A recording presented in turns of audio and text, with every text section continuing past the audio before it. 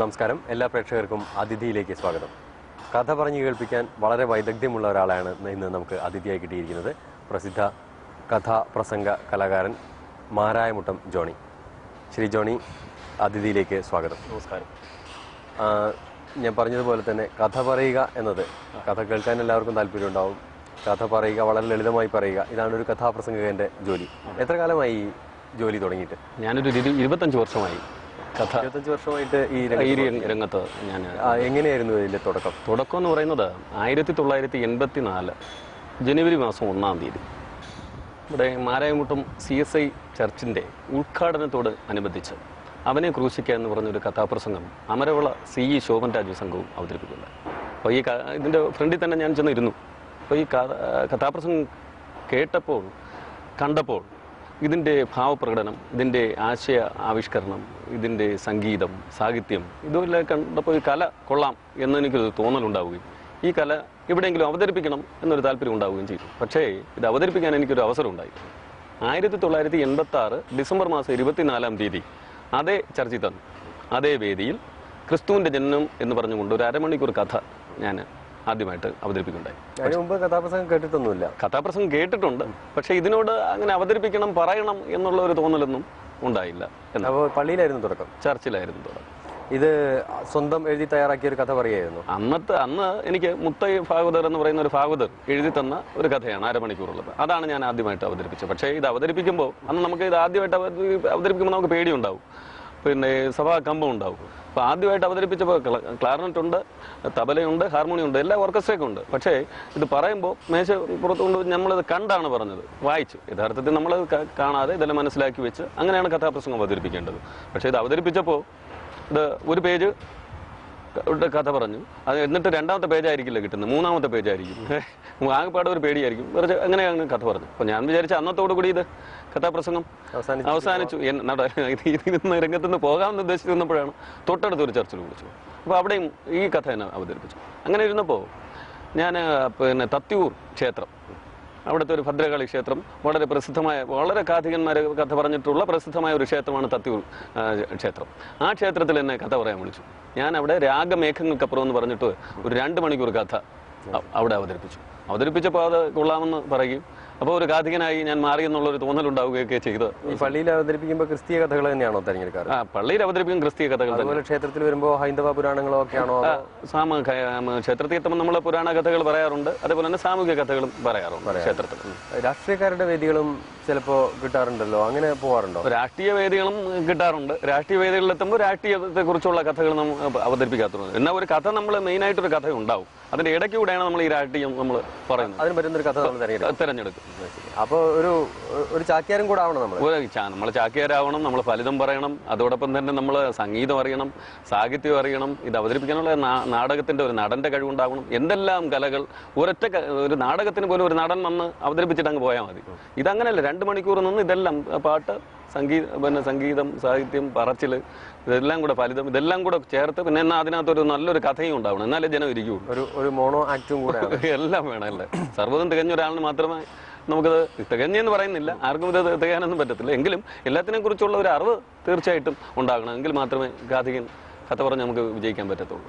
ഈ സ്ക്രിപ്റ്റ് സ്വയം തയ്യാറാക്കുന്നതും മറ്റുള്ളവരെ കൊണ്ട് എഴുതിക്കുന്നതും രണ്ട് രീതിയിലുണ്ട്. ഞാൻ രചന കൊടപ്പനമൂട് സത്യൻ സാറിനെ കൊണ്ട് കുറച്ച് കഥകൾ എഴുതിച്ചിട്ടുണ്ട്.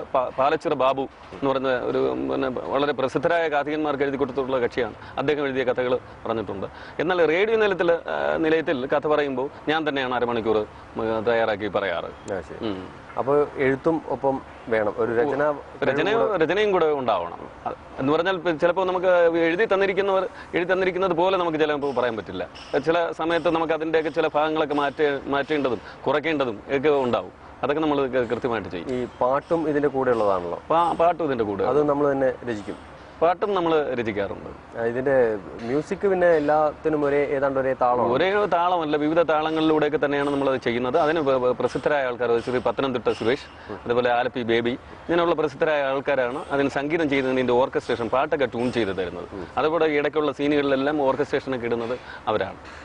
ഒരു കാലത്ത് കഥാപ്രസംഗത്തിന് ധാരാളം പ്രേക്ഷകരുണ്ടായിരുന്നു, ഉത്സവ പറമ്പുകളിലുണ്ടായിരുന്നു, നേരത്തെ പറഞ്ഞ എല്ലാം പള്ളികളിലായാലും അമ്പലങ്ങളിലായാലും ഒക്കെ തന്നെ.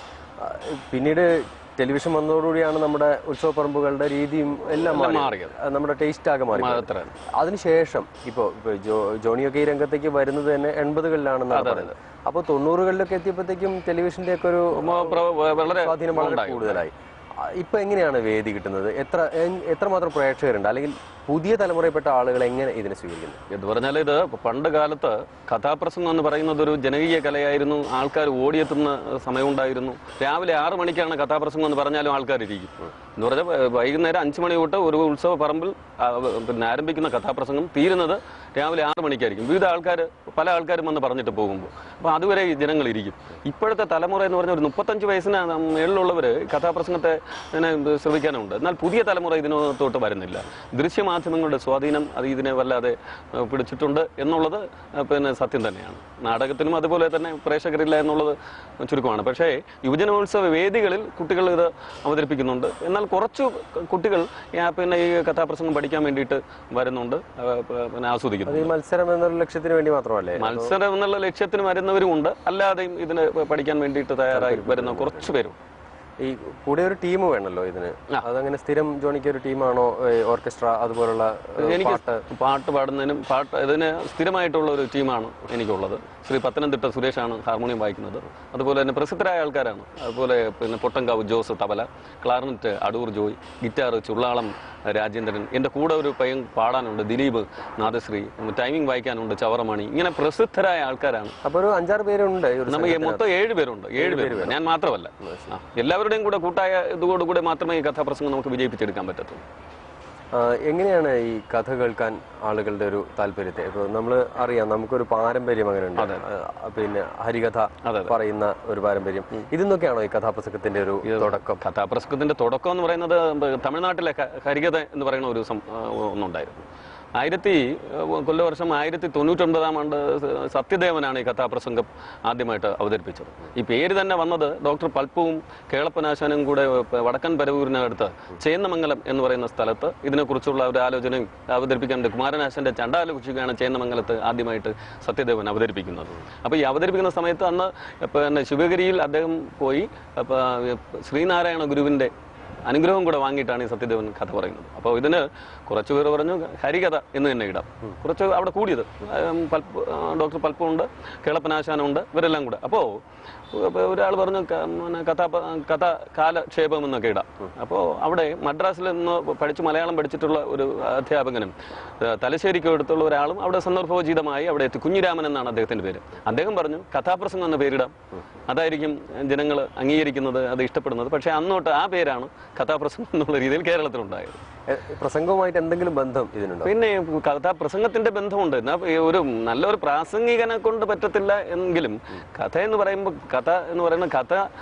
പ്രസംഗം എന്ന് പറയുന്നത് കഥയും പ്രസംഗമൊന്നുമല്ല, കഥയെക്കുറിച്ചുള്ള പ്രസംഗമൊന്നുമല്ല, കഥ പറച്ചിൽ എന്ന് തന്നെയാണ്.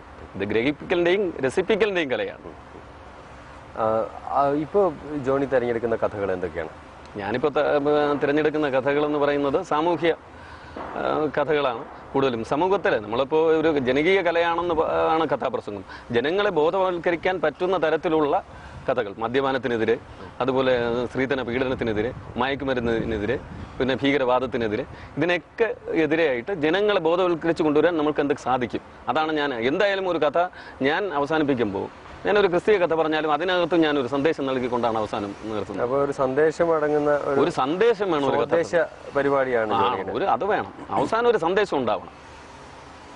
അങ്ങനെ എന്തൊക്കെയാണ് ഇപ്പൊ ഏറ്റവും കൂടുതൽ 2 കാസറ്റുകൾ ഇറക്കിയിട്ടുണ്ട് താങ്കൾ? എന്തൊക്കെയാണ് ഇതിന്റെ ഒരു ഉള്ളടക്കം? ദൈവം നിന്നോട് കൂടെ എന്ന് പറഞ്ഞൊരു കാസറ്റ് ഞാൻ ഇറക്കിയിട്ടുണ്ട്. അതുപോലെ തന്നെ ജീസസ് എന്ന് പറഞ്ഞൊരു കാസറ്റ് ഇറക്കിയിട്ടുണ്ട്.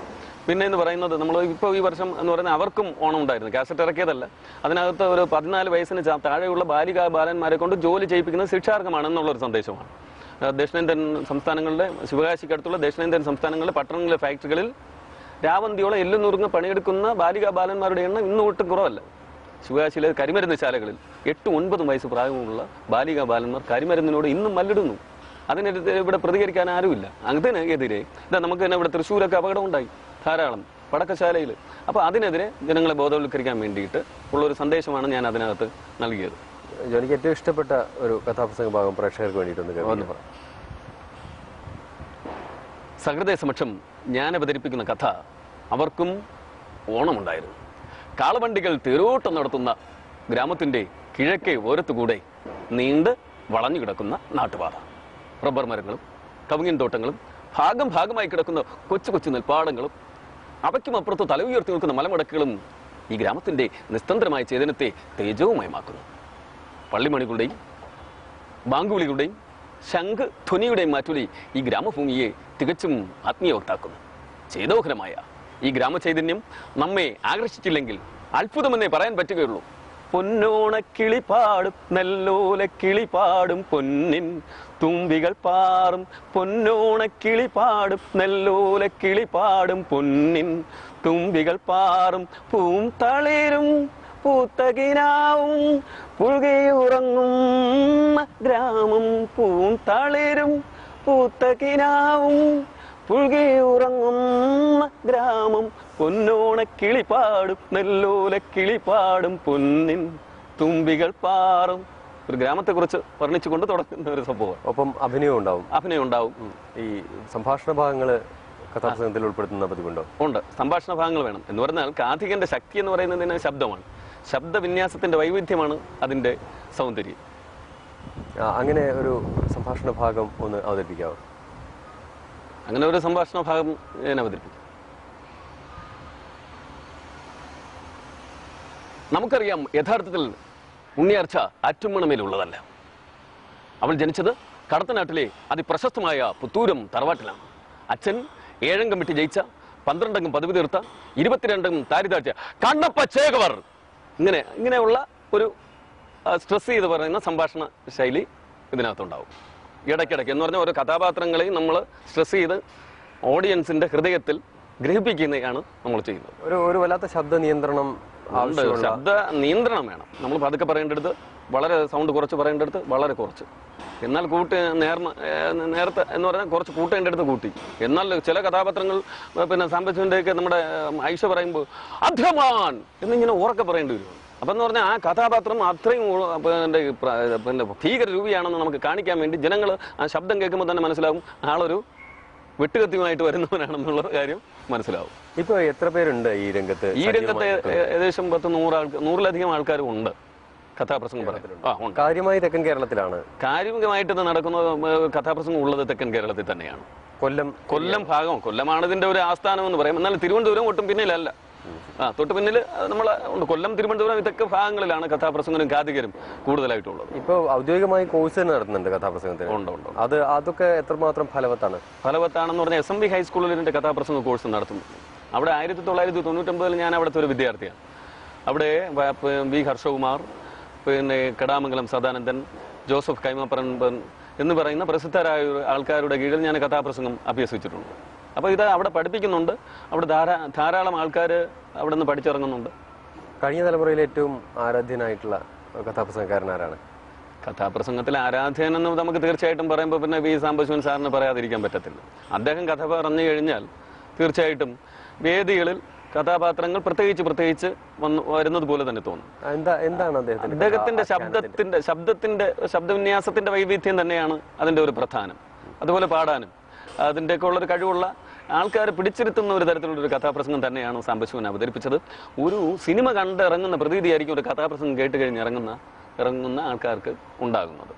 അപ്പോൾ സാംബശിവൻ തന്നെയാണ് ഈ മേഖലയിലെ ഏറ്റവും തിളങ്ങിയ കക്ഷി എന്ന് പറയുന്നത് സാംബശിവൻ തന്നെയാണ്. പിന്നീട് കടാമംഗലം പോലുള്ള ആളുകളൊക്കെ, കടാമംഗലം സാറ് വേറൊരു പിന്നെ സ്റ്റൈലാണ്, വേറൊരു രീതിയിലാണ്. അതുപോലെ വി ഹർഷകുമാർ സാർ പറയുന്നത് വേറൊരു രീതിയിലാണ്. ഇപ്പോ വി ഹർഷകുമാർ സാർ ആണ് ഇപ്പോൾ നിലനിൽക്കുന്നതിൽ അല്ലെങ്കിൽ ജീവിച്ചിരിക്കുന്നതിൽ നല്ലവണ്ണം കഥ പറയുന്നതും അതുപോലെ പ്രമുഖനായി നിൽക്കുന്ന ഒരു വ്യക്തി എന്ന് പറയാൻ പറ്റുന്നത്. ജോണിക്ക് ഇപ്പോൾ കിട്ടുന്ന വേദികൾ എത്തരത്തിലുള്ള വേദികളാണ്? എനിക്ക് ഇപ്പോൾ തന്നെ ചർച്ചിൽ ധാരാളം വേദി കിട്ടുന്നുണ്ട്. അതുപോലെ തന്നെ അമ്പലങ്ങളിൽ ധാരാളം വേദികൾ കിട്ടുന്നുണ്ട്. അതുപോലെ തന്നെ രാഷ്ട്രീയ വേദികളും ധാരാളം കിട്ടുന്നുണ്ട്. ഏത് പാർട്ടിയുടെയും പോകുമോ? ഏത് പാർട്ടിയുടെയും പോകുന്നില്ല. എനിക്കൊരു സംഘടനയുണ്ട്. ആ സംഘടനയിൽ ഉൾപ്പെട്ട ഇതിന് മാത്രമേ ഞാൻ പോകാറുള്ളൂ. ഏത് പാർട്ടിയുടെ ഞാൻ NGO അസോസിയേഷന്റെ ഒരു വക്താവാണ്. NGO association Shri Kottathala Mohanan sir നയിക്കുന്ന NGO അസോസിയേഷൻ. ഞാനൊരു സർക്കാർ ജീവനക്കാരനാണ്. അപ്പോൾ അത് ഞാൻ പട്ടം സബ് രജിസ്ട്രാർ ഓഫീസിലാണ് ജോലി ചെയ്യുന്നത്. അപ്പോൾ NGO അസോസിയേഷന്റെ ഭാഗമാണ്. അപ്പോൾ NGO അസോസിയേഷൻ വഹിക്കുന്ന കഥാപ്രസംഗങ്ങൾ പഠന ക്യാമ്പുകളിൽ, സംസ്ഥാന സമ്മേളനങ്ങളിൽ, ബ്രാഞ്ച് സമ്മേളനങ്ങളിലെല്ലാം തന്നെ വിളിക്കുമ്പോൾ ഞാൻ അവിടെ പോകാറുണ്ട്. അത്യാവശ്യം രാഷ്ട്രീയവും ഞാൻ സംസാരിക്കാറുണ്ട്. തെരഞ്ഞെടുപ്പ് കാലത്ത് എങ്ങനെയാണ്? തെരഞ്ഞെടുപ്പ് കാലത്തും നമുക്ക് NGO അസോസിയേഷന് തന്നെ ഒരു സംസ്കാര സാഹിതി പോലെ ഇതിന്റെ ഒരു കലാവിഭാഗമുണ്ട്. അവരിതിന് ഒരു സെപ്പറേറ്റ് ആയിട്ട് തെരഞ്ഞെടുപ്പ് സമയത്ത് കൊണ്ടുപോകാറുണ്ട്. അവിടെ നമ്മൾ കഥാപ്രസംഗം അവതരിപ്പിക്കാറുണ്ട്. എങ്ങനെയാണ് സർക്കാർ ജോലിയുടെ ഇടയ്ക്ക് ഇത് ഒപ്പം കൊണ്ടുപോകാൻ കഴിയുന്നുണ്ട്? സർക്കാർ ജോലിയുടെ ഇടയ്ക്ക് ഇത് കൊണ്ടുപോകാൻ കഴിയുന്നതെന്ന് പറഞ്ഞു കഴിഞ്ഞാൽ ഞാനിതിന് പെർമിഷൻ വേണം ഗവൺമെന്റ്. അപ്പോൾ കഥാപ്രസംഗം മാത്രമല്ല, TV സീരിയൽ, സിനിമയിൽ അഭിനയിക്കാൻ, കവിത എഴുതാൻ, എല്ലാത്തിനും കൂടെ ഞാൻ പെർമിഷൻ മേടിച്ചു വെച്ചിട്ടുണ്ട്. ഗവൺമെന്റിൽ നിന്ന് എനിക്ക് പെർമിഷൻ തന്നിട്ടുണ്ട് ഈ കലാപരിപാടി അവതരിപ്പിക്കുന്നത്. അതോടൊപ്പം തന്നെ ഞാൻ അത്യാവശ്യം പ്രോഗ്രാം വരുന്ന സമയത്ത് ലീവ് എടുത്തിട്ടാണ്. എന്നാൽ എൻ്റെ ജോലിയും ബാധിക്കാത്ത തരത്തിലാണ് ഞാനത് കൊണ്ടുപോകുന്നത്. ഒരു വർഷത്തിൽ വളരെ തിരക്ക് പിടിച്ച ഒരു സീസണിലൊക്കെ വളരെ തിരക്ക് പിടിച്ച ഒരു അവസ്ഥ ഉണ്ടാവും. അത് ഉത്സവകാലമാണോ തെരഞ്ഞെടുപ്പ് കാലമാണോ? അല്ല, ഉത്സവകാലത്തും തിരക്കുണ്ടാവാറുണ്ട്. തെരഞ്ഞെടുപ്പ് കാലത്താണെങ്കിൽ പിന്നെ നമുക്ക് നിറഞ്ഞ വളരെ തിരക്കായിരിക്കും. ഈ രാഷ്ട്രീയം സ്വയം എഴുതി തയ്യാറാക്കുന്ന കഥകൾ തന്നെയാണോ പറയുന്നത്? സ്വയം തയ്യാറാക്കുന്ന കഥയുണ്ട്, മറ്റുള്ളവർ എഴുതി തരുന്ന കഥയും അവതരിപ്പിക്കാറുണ്ട്. അതില് വിമർശനം, ആക്ഷേപഹാസ്യം ഇതൊക്കെ കൂടുതലും എല്ലാം ഉണ്ടാവും. തീർച്ചയായിട്ടും ഒരു രാഷ്ട്രീയം ആണെന്ന് പറയുമ്പോൾ അതിൽ തീർച്ചയായിട്ടും ഉണ്ടാവുമല്ലോ. വിമർശനം ഉണ്ടാവും, ആക്ഷേപഹാസ്യം ഉണ്ടാവും, എല്ലാം ഉണ്ടാവും. ഏതായാലും ധാരാളം കഥ പറയാനുള്ള വേദികൾ ഉണ്ടാവട്ടെ എന്ന് ആശംസിക്കുന്നു. വളരെ നന്ദി ഞങ്ങളോട് സഹകരിച്ചത്. അതുപോലെ തന്നെ ജയ്ഹിന്ദ് TVയോടും ജയ്ഹിന്ദിലെ പ്രേക്ഷകരോടും ഇത്തരത്തിലൊരു അവസരം ഉണ്ടാക്കി തന്നതിന് നന്ദി രേഖപ്പെടുത്തുന്നു. നന്ദി, നമസ്കാരം.